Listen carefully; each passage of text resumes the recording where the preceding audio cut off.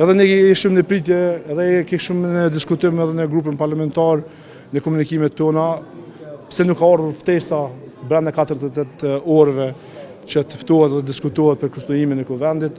Me të vërtetë është përkeqardhë kjo arrogancë e pushtetit apo mazhorancës dhe sigurisht që nuk është mirë çfarë ka ndodhur. U bë normë, u bë normalitet shkelja e kushtetutës.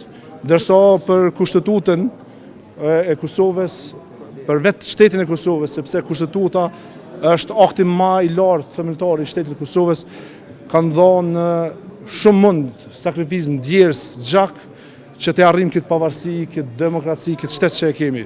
Dhe nuk është mirë të neglizhohet, nuk është mirë të bëhet normalitet. Dhe kur të bëhet normalitet, atëherë ai ka këtë rrugë, nuk ka zgjedhur rrugë tjetër.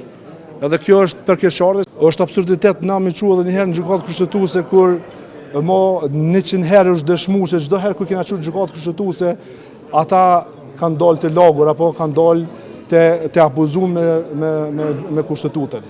Dhe e dim se mbi 20 raste, rreth 20 raste më mirë të themi, janë që kanë shkel dhe është vërtetuar që kanë shkel kushtetuën e Kosovës. A nuk është mjaft kjo?